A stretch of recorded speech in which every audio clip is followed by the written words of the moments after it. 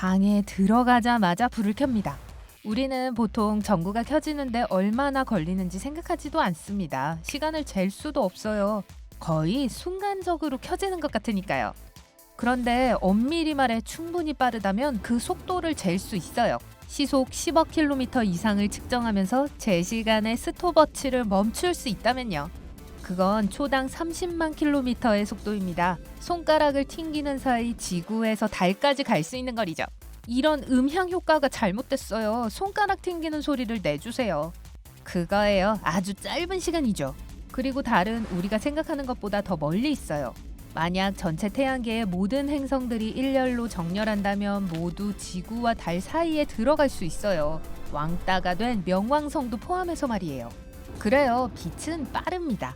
다음으로 넘어가죠. 화창한 날입니다. 조깅하기에 딱 좋아요.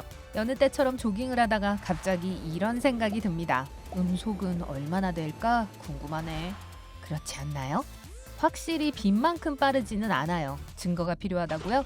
다음에 주변에 폭풍우가 몰아칠 때 직접 확인해 보세요. 천둥 소리를 듣기 전에 번개를 먼저 보게 될 거예요. 번개에서 나오는 빛이 우리에게 도달하고 눈 속으로 들어가고 두뇌로 전달되어 그 사실을 알게 됩니다. 아, 번개구나. 그동안 천둥에서 나오는 음파는 우리 귀를 향해 가고 있어요. 곧 도착할 테니 조금만 기다려보세요. 그런데 천둥은 폭풍 구름들끼리 충돌하는 소리가 아닙니다. 천둥은 동일한 번개로부터 나와요.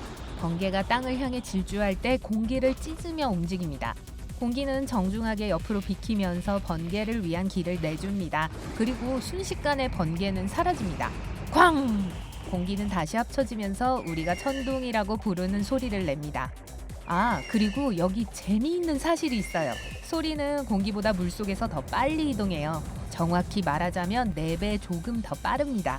그러니 만약 친구와 함께 수영하러 가서 물속에서 이상한 소리를 지른다면 수영장 밖에서보다 조금 더 빨리 듣게 될 거예요.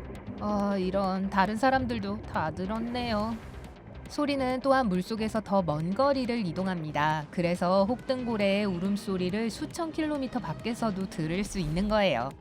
그러나 공기가 건조하고 온도가 20도로 일정하게 유지되는 통제된 환경에서 음속은 약 시속 1230km입니다. 이건 어느 정도 상상이 가는 숫자네요. 사람이 도달할 수 있는 속도죠. 유명한 벨 X1 항공기는 1947년 10월 14일 사상 처음 음속의 장벽을 깼어요.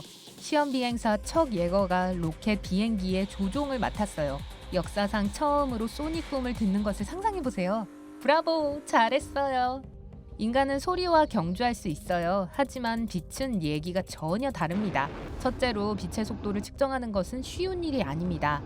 공식적인 빛의 속도는 역사를 통틀어 여러 번 바뀌었습니다. 수세기 동안의 논의와 다양한 결과를 보인 실험을 거친 후 과학계는 마침내 1983년에 이 문제를 해결했습니다. 아마도요.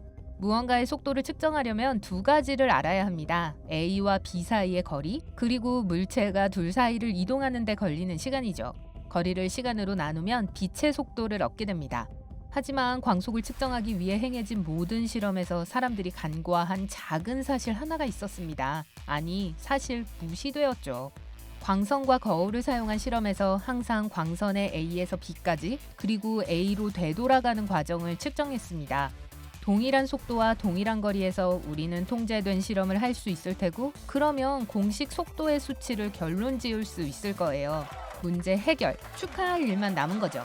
잠깐, 아직 일러요. 1905년 누군가가 이것에 대해 이의를 제기했습니다. 그 사람은 빛이 앞으로 그리고 뒤로 이동할 때 속도가 다를 수 있다는 이론을 제기했어요. 아직도 무슨 소리인지 모르겠다고요?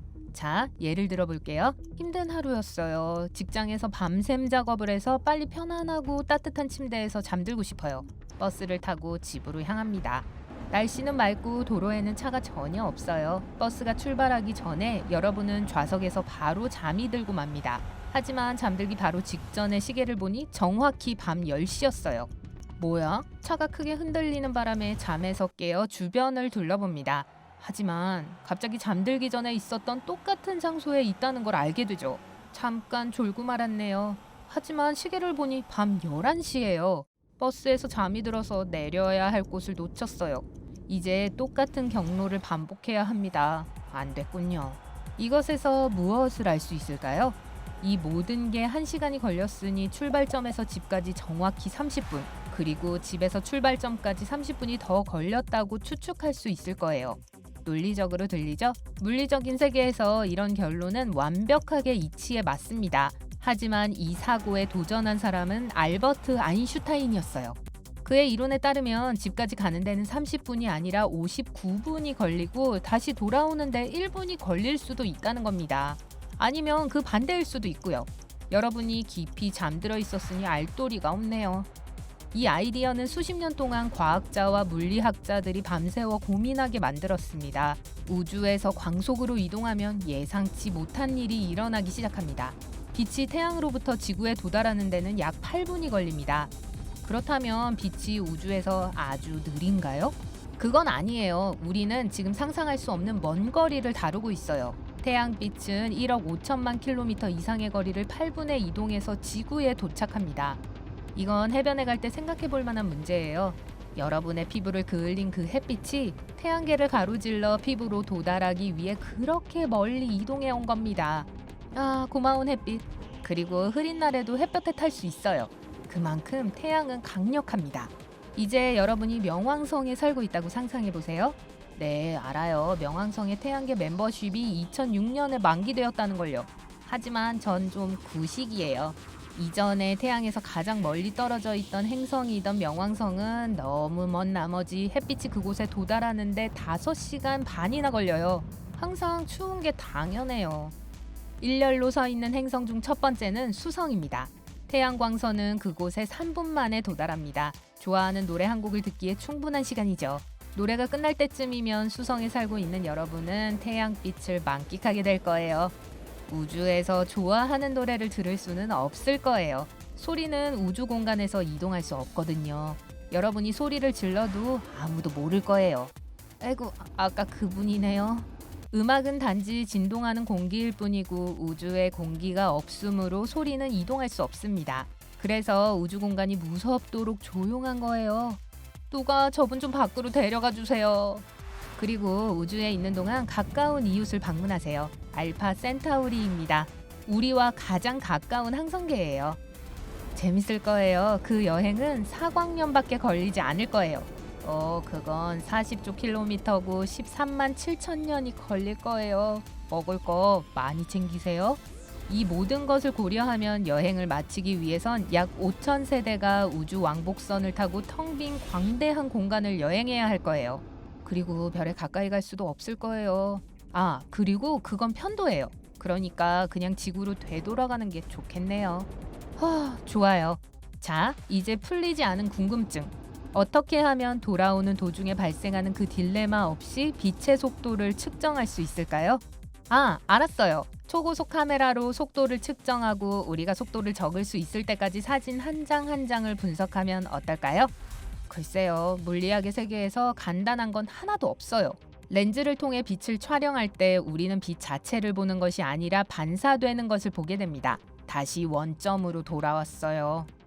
좋아요. 그 계획은 무시하세요. 그렇다면 빛이 목적지까지 가고 A 지점으로 반사될 때도 같은 속도라는 걸 어떻게 증명할까요? 한쪽 방향의 빛에 상수값이 아닌 정의된 값이 있나요?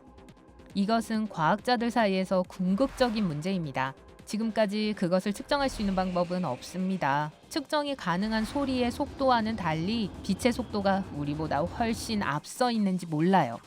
네, 밝은 면에서 준비한 재미있는 사실이었습니다. 광고 좀 했어요. 알았어요. 됐어요.